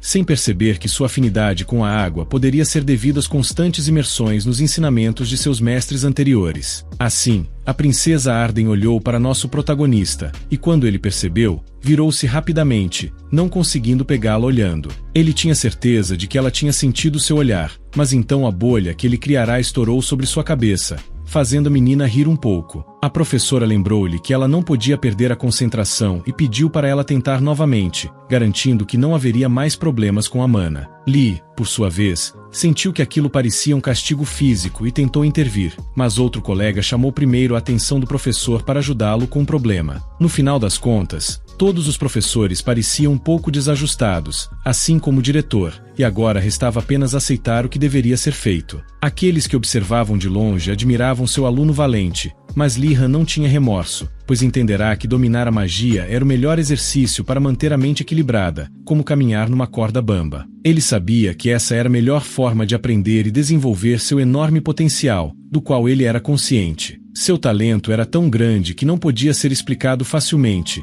e a quantidade de mana que possuía era inigualável. Kim estava cada vez mais dedicada em ajudá-lo a aprimorar suas habilidades ao máximo. Embora Li-han desejasse muitas vezes que os professores não tornassem sua vida tão difícil até o final da aula, ele não perdeu tempo em se dirigir ao bosque da escola e conversar com o professor Urgoen sobre tudo o que tinha passado. Tentando encontrar um terreno comum, Li-han compartilhou suas experiências, mas percebeu que o professor não estava muito interessado. Ainda assim, ele explicou como tinha visto a princesa Arden manifestar seu talento com fogo, Joner com o vento, e bem ganhar Pando, quase perdendo sua varinha. Li-han estava realmente frustrado por ter passado a aula toda vendo a esfera de água que nosso golem criará. Ele apenas pensava que a professora estava tentando ensiná-lo de uma maneira diferente, mas essas eram palavras que ele não conseguia acreditar no momento. Enquanto continuava a arrumar o jardim da professora, Li-han perguntou se era o mesmo caso com o professor Kim, mas Urgoen tentou fazê-lo parar de reclamar tanto. Ele lembrou a Li-han que fora o próprio jovem quem se oferecerá para ajudar, embora esperasse algo em troca por seu trabalho urgente. Li-han aceitara o acordo, e agora estava ali, mantendo a guarda alta para não permitir que o menino se apropriasse de sua propriedade enquanto ele tomava chá e observava o trabalhar duro. O professor Urgoen se perguntava como alguém como Li-han poderia realmente ser um membro da família Venas. Mudando de assunto, perguntou se havia novidades sobre a Torre do Tigre Branco, comentando sobre os relacionamentos tensos entre as torres, algo comum segundo o conselho de Urgoen, que aconselhava ficar longe de brigas e focar na prática da magia. Apesar disso, Li-han sentiu como se o professor o estivesse julgando negativamente, deixando-o desconfortável. Urgoen estranhou que as rivalidades entre as torres estivessem tão intensas tão cedo no ano e refletiu sobre o incidente com Li-han na aula de esgrima básica, deixando-o surpreso o suficiente para derrubar seu chá, o que claramente impressionou Li-han. Ele repreende Li-han por sua ingenuidade ao entrar no território dos tigres, deixando claro que eles não eram chamados de tigres brancos à toa, pois eram muito territorialistas. Lihan se defende dizendo que todas as aulas eram opcionais e que eles tinham o direito de escolher suas atividades. Urgolem opta por não comentar mais sobre o assunto, reconhecendo que o ocorrido já estava feito e nada mais podia ser feito a respeito. O protagonista permanece sentado tranquilamente, reconhecendo que foi uma grande sorte que Urgolem pudesse cuidar de 3 meninos ao mesmo tempo. O professor acaba derramando seu chá novamente, não por surpresa, mas por precaução. Ele se levanta rapidamente de seu assento confortável para oferecer algo para comer a Lihan, que fica animado com a notícia. Urgolem sabia que precisava ser gentil para evitar que o menino buscasse vingança, imaginando Lihan tentando arrancar sua valiosa barba ou notas. A professora e Lihan desfrutam de uma boa refeição, com este último particularmente apreciando o momento. Enquanto terminam, o menino ajuda a limpar a louça. Então, surge uma pergunta curiosa sobre a casa, perguntando se ele a construiu sozinho. Na verdade, ele responde que sim. Outra pergunta foi feita sobre os outros alunos que deveriam estar lá, e Urgolem explica que eles eram tão covardes que simplesmente decidiram fugir. Foi bom pelo menos que Lihan tivesse concluído a primeira parte básica para todo alquimista, mesmo que parecesse estranho. Limpar plantações e armar armadilhas para peixes eram tarefas básicas, mas ele simplesmente satisfez seu professor com um simples sim. Lihan sentiu que os trabalhos estranhos, porém silenciosos, era uma recompensa por todo o trabalho duro que fizera em sua vida anterior, mas a última coisa que ele queria era render-se. Apontando para um novo jardim vazio, ele perguntou ao Golem se poderia plantar algo lá. O mestre assentiu sem problemas e perguntou o que ele gostaria de plantar. Indeciso entre repolho ou cebolinha, Lihan até considerou plantar ambos, como se o Golem pudesse ler sua mente. Urgolem supôs que ele planejava vendê-los, pegando o aluno de surpresa por um momento. Lihan pensou que isso também era comum nos anos anteriores, mas não esperava que o professor soubesse. O professor apenas balançou a cabeça suavemente, explicando que ele próprio havia sido o primeiro a fazer tal loucura. No final das contas, ele não tinha problemas com o menino fazendo o que quisesse. Aproveitando a oportunidade, Lihan interrompeu novamente Urgolem, pedindo uma receita dos ingredientes anãs que ele mencionara antes, recebendo como resposta um ensopado. No vasto império, havia uma ampla variedade de culturas alimentares, dependendo da localização. No oeste, onde a família Venas residia, a culinária típica era semelhante à ocidental, com pão e queijo à parte. Os hábitos alimentares eram muito parecidos com a culinária coreana, com arroz, macarrão, entre outros pratos. Os ensopados eram um prato comum onde viviam os anões orientais, algo que Urgolem tentava evitar. Curioso, Lihan questionou mais sobre o leste, onde os parentes distantes de Urgolem costumavam criticá-lo por não fazer bons negócios ou ser arrogante. Lihan sabia que as pessoas de lá tinham fama de serem bastante rígidas. Decidindo se afastar para não deixar o homem desconfortável, Lihan mudou de assunto de repente e perguntou sobre os planos de Urgolem para o fim de semana. Preocupado com a possível resposta, ele perguntou diretamente se poderia ser convidado para trabalhar, mas Urgolem garantiu que não era isso que ele estava pedindo. Lihan estava acostumado a ser tratado assim pelos professores. Urgolem explicou que nem mesmo teria tempo para visitá-lo, pois os alunos estavam prestes a atingir o limite de tolerância à fome. Assim que Lihan pensa em algo maluco, como incendiar a escola, ele rapidamente descarta a ideia. Urgolem explica que cada grupo na escola tem seus métodos únicos para obter comida. Os da Torre da Tartaruga Negra procuram frutas. Os tigres brancos saem para caçar, enquanto os da Torre do Dragão Azul costumam agir com um pouco de atraso,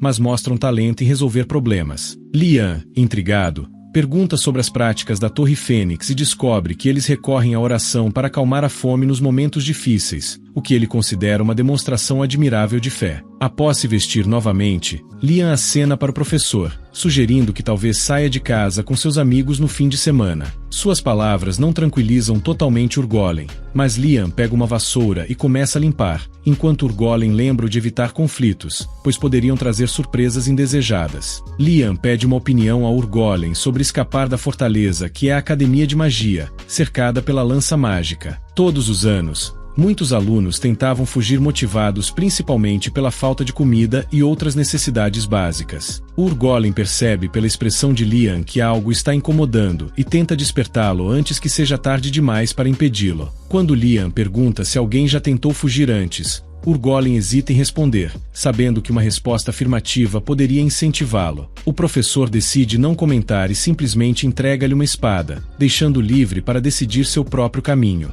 Ele acredita que é melhor cometer erros enquanto jovem, jurando que não estava pensando em tentar fugir, mesmo que fosse para além das estrelas. Choi sente-se inquieto na sala de aula, cercado por 3 sombras visíveis graças a uma vela acesa em suas mãos. A voz principal, com um tom ameaçador, pede a Choi que se concentre e coopere para garantir sua segurança ao voltar para casa. Ele cooperou com uma expressão entediada, enquanto observava o espetáculo exagerado. A Ge-gan finalmente surpreende a todos ao perceber que tanto ele quanto Joner estavam apenas se fazendo de bobos desde o início. Joy comenta que não quer interromper a apresentação, achando infantil brincar com esquilos bobos, o que ofende a Yando. Lia intercede, acalmando os ânimos enquanto ajusta a cortina para deixar a luz entrar novamente na sala. Joner aproveita a oportunidade para perguntar a Liam por que ele queria se destacar tanto, e Choi revela que o havia protegido de outros cavaleiros, deixando Lorco grato, mesmo sem demonstrar. Liam explica que trabalha como espião para eles. Embora Choi fique ofendido com o termo, Liam suspira, aceitando a decisão de Choi com exaustão. Talvez o termo espião fosse forte demais para alguém que tentava ser fiel à justiça. Então, quando Liam explicou novamente e o incluiu como membro oficial de seu pequeno grupo para relatar tudo o que ouvia, Choi apertou sua mão em concordância. O protagonista, que agora formalizava seu grupo, passaria a discutir assuntos sérios, começando por explicar como se conheceram tão cedo. Apesar de ser fim de semana, a missão era escapar da academia. Joner levantou a mão com entusiasmo, concordando com a ideia. Embora concordasse, Choi pareceu um pouco surpreso e duvidou se ouviu corretamente. Felizmente, Lijan havia previsto isso e tinha pelo menos 10 bons motivos que poderiam convencer qualquer um. Quando estava prestes a explicar o primeiro motivo, foi interrompido por Choi, que não esperava que Lihan também estivesse considerando sair dali. Foi uma pena que Lihan não pudesse expor seu argumento preparado. Choi notou que aqueles na Torre do Tigre Branco cresceram como nobres,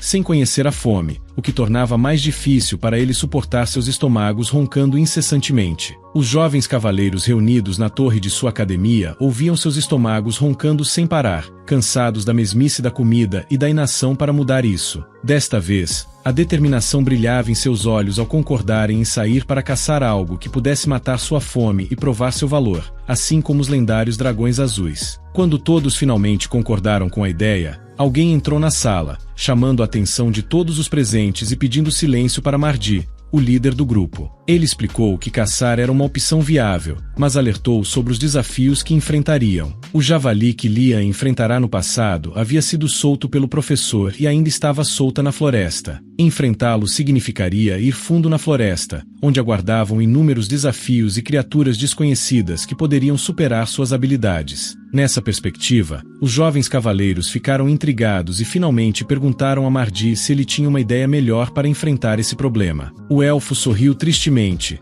sabendo que essa era a pergunta que esperava. Com calma e experiência, ele compartilhou uma ideia que ia além de simplesmente caçar e sugeriu deixar a academia, abandonando os confins seguros da lança mágica. Ao ouvir essa proposta, uma mistura de entusiasmo e medo se refletiu nos olhos dos jovens aventureiros, que começaram a considerar as implicações dessa decisão. O plano apresentado por Mardi parecia incrível para a maioria. Enquanto o professor se afastava com seus seguidores leais, desejando-lhes boa sorte, Choi absorvia todos os detalhes e rapidamente planejava como se comunicar com seus companheiros. Lihan, de maneira brincalhona, sugeriu que eles participassem desse grande feito seguindo as ordens de Mardi, mas recebeu olhares de incredulidade e desaprovação dos outros, que não estavam certos se ele estava falando sério ou não. Sem abandonar a brincadeira, o jovem percebeu que as coisas estavam se complicando e decidiu dedicar um tempo prudente para investigar como poderiam escapar. Sabia que não seria fácil com os instrutores que tinha. Ao descobrir que Moradi tinha um plano, sentiu que poderia ser útil, especialmente porque o garoto era muito diferente de Gan. Ficou claro que Liam era perspicaz e calculista ao manipular seus alunos para seus próprios fins na torre. Ele tinha certeza de que poderiam escapar, o que levou seus companheiros a segui-lo de perto ou investigá-lo. O primeiro a reagir foi entusiasta com a ideia e a considerou desafiadora. Liam tentou convencer o orc a reconsiderar, explicando que estavam no meio de um conflito e que deveriam considerar o que era essencial para essa batalha. Com a mão no ombro de Choi, Li-Han lembrou-lhe que tudo fazia parte de uma estratégia ousada. Choi concordou com seus argumentos. Li-Han pediu-lhe que continuasse observando Moradi e o avisasse assim que soubesse que o plano de fuga estava pronto. Ele dispensou Choi da aula com palavras motivadoras, depositando todas as suas esperanças nele. Choi sorriu e disse que odiava ter que depender dele, ao que Li-Han respondeu brincando antes de fechar a porta e ficar sozinho com Joner e Gan. Seus companheiros não puderam deixar de olhar para ele com curiosidade, tentando encontrar algum sinal de lavagem cerebral ou algo parecido. Mas Li-Han apenas os olhou confuso, sem entender sobre o que estavam conversando ou que coisa estranha eles haviam feito ao pôr do sol. Todos, incluindo Nilia, se reuniram novamente e agradeceram a presença de todos, apoiando-os no planejamento da fuga. Nilia, confusa, pensou que ele a levaria para uma caçada, mas Li-Han tentou acalmá-la, garantindo-lhe que tinha um grande plano vindo de Venas. Ela não hesitou em ouvi-lo. Resumindo, eles tinham os tigres brancos no topo da torre, sabendo como escapar da escola. Agora, só precisavam seguir e imitar seu plano. Joner lembrou a Li-Han, piscando para ele, que Nilia era parte fundamental do plano. Embora ela tenha demorado um pouco para entender, Li-Han finalmente conseguiu persuadi-la e bajulá-lo o suficiente para concordar em participar da missão. Com todo o plano pronto e a noite caindo, a sombra dos tigres brancos se preparava para tentar escapar da academia. Mardi estava no comando da missão e convocou seus honrados companheiros e cada cavaleiro sob suas ordens para se prepararem para o que estava por vir. Os tigres brancos se levantaram com total confiança no novo líder para serem libertados de seu sofrimento. Mardi estava confiante, pois depositava total fé no mapa em sua posse. Apenas um mês antes de ingressar na academia, Mardi estava revisando livros e artigos em busca de informações sobre magia ou a lenda de Er, conforme os papéis que encontrara indicavam. Ao ver mais 2 elfos curvados diante dele, Mardi olhou com desapontamento, pisoteando furiosamente tudo que havia jogado fora. Lhe exigiu que os outros conseguissem algo mais útil. Os elfos pegaram os livros que trouxeram e saíram rapidamente para cumprir as ordens. Enquanto faziam isso, Muard notou algo estranho no chão, um lençol sujo e velho que chamou sua atenção. Ao abrir o papel, surpreendeu-se ao ler o título e descobrir que era um mapa para escapar com sucesso do Sedhart. Naquele momento, Mardi sentiu que não precisaria de algo assim, mas agora sabia que era um grande alívio tê-lo trazido. Ele não aguentava mais nenhum dos 2 tratamentos injustos. Os tigres brancos avançaram com suas tochas enquanto nosso protagonista e seus amigos seguiam de perto e com cautela. Até agora, parecia um caminho bastante normal, mas agora parecia que estavam indo diretamente para uma montanha. Nossos heróis estavam preocupados com a ideia de ter que escalar. Li-Han virou-se para Choi e pediu que ele cuidasse de Gan. A princípio, Choi não entendeu o motivo, mas Li-Han explicou que Nilia poderia se mover normalmente pela montanha, e ele e Choi podiam confiar nela. Joner era naturalmente confortável, mas Gan percebeu rapidamente que não poderia continuar avançando. Por isso, Choi o carregou nas costas, e Li-Han se recusou a deixá-lo se esgotar com toda a água que tinham em um instante. Obviamente, era de se esperar que o caminho não fosse fácil, e foi uma grande sorte que Nilia os estivesse acompanhando para que não perdessem de vista os cavaleiros. Li-Han então tirou um pedaço de papel de um bolso interno para fazer anotações sobre tudo isso, um hábito de estudante de pós-graduação. De repente, Nilia parou e mandou todos pararem porque viu os tigres agindo de forma muito estranha. Eles pararam abruptamente. Li-Han tinha certeza de que não poderia ter sido tão simples. De repente, uma sensação tomou conta de seu corpo e do de todos os outros. Eles tinham certeza de que não era algum monstro. Foi então que escolheram se alarmar. E foi no pior momento que uma grande risada ecoou pela floresta, assustando até os tigres. Ele vinha em direção a eles. Então viram que uma aura verde formava a grande caveira do diretor, que zombava deles por tê-los encontrado. Os tigres começaram a se assustar ainda mais ao ver que ele zombava do elfo bobo que trouxeram dos muitos mapas falsos que ele espalhara. Surpresos ao saber que a verdade era difícil de aceitar, viram o papel em suas mãos se desfazendo. Ajoelhando-se enquanto o diretor esperava que todos aprendessem a lição de não confiar em um mapa sem saber sua origem, eles se olharam e seus amigos ficaram igualmente divididos ao assistir a cena. principalmente o protagonista, que não aceitava que tivesse um maluco no lugar de um diretor que só se divertia com seus alunos. Ozu chamou a atenção de todos, indicando que era hora de voltarem às suas torres. Então, apressando as coisas, ele enviou vários perseguidores aterrorizantes para reforçar as regras de um novo jogo. Se um dos monstros os pegasse, seriam culpados, mas se não, seriam inocentes. Continuaram com a perseguição que Ozu havia criado quando descobriu que os alunos da Torre do Tigre Branco tentavam escapar dos limites de sua escola, enquanto os perseguidores apareciam. O diretor observou com diversão o quão gratificante era essa cena para seus alunos, todos aterrorizados e consumidos pelo medo enquanto tentavam se libertar do castigo que Nilia esperava. Ao ver a cena, ela virou-se para o protagonista, perguntando por que ele não estava correndo como ela. Ele correu para pegá-la pelo pulso, cobrindo seus lábios em sinal de silêncio e tranquilidade para sua amiga, a elfa mais confusa que nunca sentiu que era bobagem lembrar do que poderia acontecer com eles. Lia insistiu que tudo ficaria bem. Não havia sinal de que aqueles seres tivessem notado sua presença, e mesmo se fossem pegos,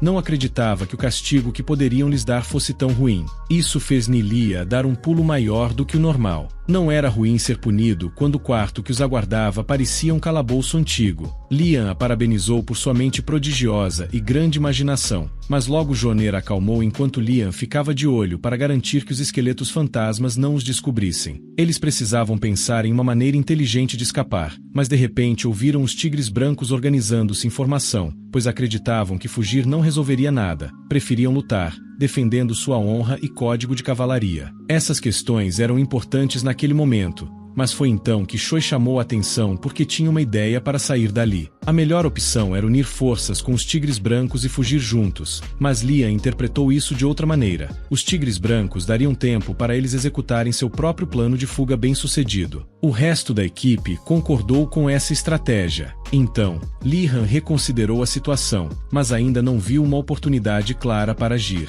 Ele olhou para o diretor, percebendo que ele continuava a enviar mais perseguidores, mostrando que não tinha intenção de deixar os alunos escaparem impunes. Agora, a ideia de se render cruzou sua mente, pois aqueles que tentaram se separar do grupo já haviam sido capturados. No entanto, logo percebeu algo muito estranho. Os perseguidores nunca olharam na direção deles, nem mesmo o diretor. Isso fez considerar que talvez tudo fosse uma ilusão, algo que o diretor havia criado para lhes dar uma chance. Com isso em mente, percebeu que a saída estava na direção oposta aos tigres brancos. Rapidamente alertou os outros para continuarem escalando a montanha. Depois de apenas 30 minutos, encontraram uma caverna. Nilia foi à frente para verificar e não encontrou sinais de criaturas. Lihan conjurou luz para que todos pudessem se acomodar sob suas capas. Joner preferiu pendurá-la, questionando em voz alta se era seguro ali. Nilia afirmou que não estavam sendo seguidos, então restava-lhes apenas considerar quanto tempo as invocações durariam. Shoi estava inclinado a enfrentá-los, mas Lihan assegurou que eram muitos para serem enfrentados. Ele tirou comida para acalmar a ansiedade e preocupação de todos, enchendo seus estômagos. Nilia preferia a água,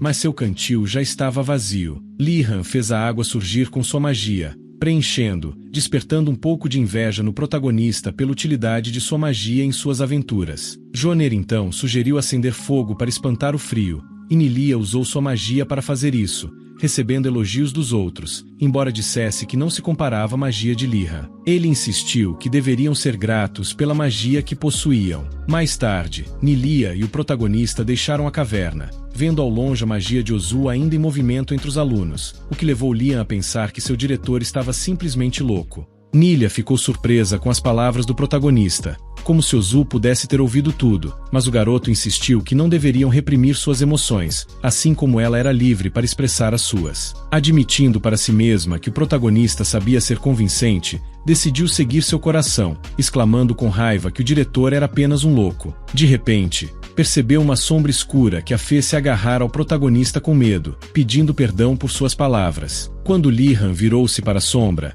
viu que era apenas Mardi e alguns de seus companheiros. Na cena seguinte, vemos como Lihan decidiu convidá-los a irem para seu humilde abrigo improvisado, deixando de lado as camadas com as quais cobrira todos os cavaleiros, que pareciam nervosos. Enquanto isso, Ganindo comentava em voz baixa com Shoi sobre seu descontentamento em ter que dividir sua comida com aqueles caras. Shoi alertou-o para ter cuidado com o que dizia. Eles se perguntavam por que o protagonista não os ignorara, considerando tudo o que haviam feito. Também viram como ele se aproximou de cada um dos meninos, demonstrando gentileza e convidando-os para beber. Isso pareceu respeitável e alinhado com o código de honra de um cavaleiro. Enquanto Choi se entusiasmava com tudo isso, Mardi se perguntava como aquele pequeno grupo havia chegado tão longe, considerando que talvez tivessem conseguido um mapa semelhante ao deles. Mardi decidiu perguntar ao protagonista o que havia acontecido para eles chegarem tão longe, mas de repente o orc ao seu lado esquerdo caiu inconsciente. Ganindo e Choi se assustaram. Outro dos tigres brancos tentou ajudá-lo, mas também desmaiou. Enquanto outro garoto se afastava nervoso,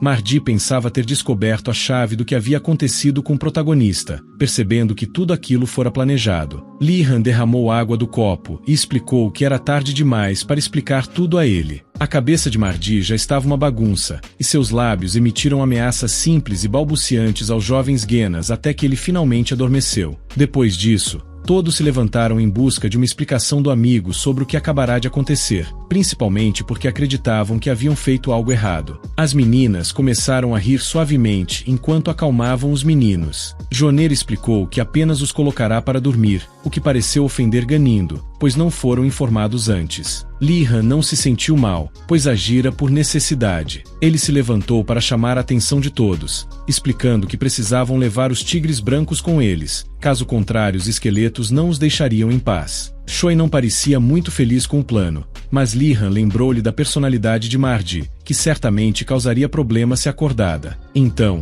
ela decidiu mudar o assunto, perguntando o que haviam feito com as bebidas. Joner levantou a mão para explicar que reconhecera algumas ervas para dormir enquanto caminhavam, e Lihan sugeriu que ele as guardasse para uso futuro. Mas pelo menos elas foram úteis no final. Os meninos conseguiram deixar todos os tigres brancos no meio da floresta, onde os esqueletos não demoraram muito para encontrá-los e capturá-los, completando assim sua missão. Pelo menos agora todos precisavam se dispersar e abrir caminho para eles. Mas antes, Lihan achava que tinham que concluir o trabalho restante, o que significava investigar a área próxima. Eles tinham ido longe demais para desistir agora. Lihan queria explorar até onde a academia se estendia e se havia realmente alguma rota de fuga. Todos estavam determinados a segui-lo até o fim, mas Gan estava bastante exausto e acabou tropeçando em certo momento. O loiro disse ao protagonista que estava com fome e tudo doía. Quando Lihan percebeu que Choi também estava exausto demais para ajudar, ficou claro que todos estavam no limite. Nilia sugeriu que talvez pudessem melhorar o ambiente, agora que não parecia haver mais ninguém o seguindo. Lihan decidiu ouvi-la e ajudou Gan a se acomodar antes de acender uma lanterna forte, mas antes que pudesse dizer mais alguma coisa,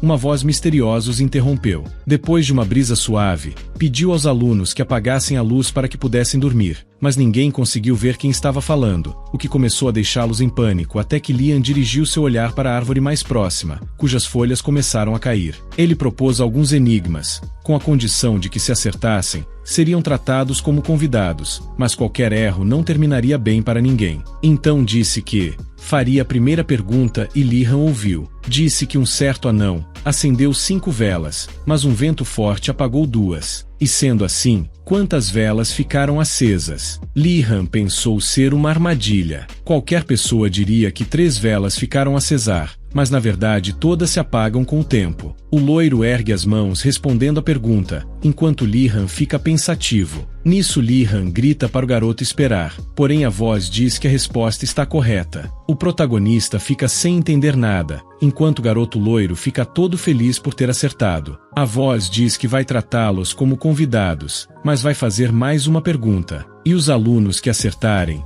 receberão um presente. Lihan diz estarem prontos e a voz faz a pergunta. O protagonista acertou a resposta dessa vez, enquanto os outros o questionam sobre como ele sabia. Ele responde em pensamento que ouviu sobre o assunto várias vezes na sua outra vida. Outra vez a voz aparece e diz que Lihan é muito inteligente, e assim dá as boas-vindas aos garotos. Ao entrarem, eles dão risadas ao ver fadinhas e borboletas, e dizem serem espíritos. A árvore de onde vinha a voz estendeu um galho com um balde cheio, e disse para Lihan beber pois devia estar exausto depois de ter caminhado tanto. Lihan agradece dizendo que aquilo parece um suco de vegetais, e toma. Depois de beber, ele se sentiu muito bem. Era como se toda a dor e o cansaço não tivesse existido, e jogo um pouco em seu rosto. Seus amigos também beberam, apesar de acharem o cheiro estranho. A voz pergunta se Lihan gostou do suco e ele diz que estava delicioso, e pede um pouco mais. Ela diz que primeiro precisa saber qual o nome dele. O protagonista se apresenta, e a voz quer saber de que família ele vem. Ele diz de que família é, e a voz se espanta. Ela diz ter se espantado por ter ouvido muitas coisas sobre sua família, e que, ouvindo ele dizer o nome dele, em vez de falar o nome da família primeiro, sabia que seria um grande mago. A voz quer saber o que eles estão fazendo ali tão tarde. Lihan se apavora e o loiro cospe o suco da sua boca. Lihan diz que estão fazendo um passeio noturno, mas a voz insiste que estão procurando um caminho para sair da academia, e ainda estão na primeira semana. O rapaz retruca dizendo que eles têm motivos para isso. Então a voz fala que existe um caminho, mas eles jamais conseguiriam. Ela diz que por hora as coisas estavam calmas, mas, em breve os monstros adormecidos acordariam, e Lihan agradece. O garoto permanece um tempo pensativo. Nisso, a voz se lembra que prometeu um presente, e o menino se assusta. Era um cajado, e ele se lembrou do que a professora Kim havia dito, que o cajado era um dos itens mais necessários. Seus companheiros pareciam meio desanimados com isso, enquanto olhavam suas varinhas. Mas Lihan foi o primeiro calouro a ganhar um cajado como aquele.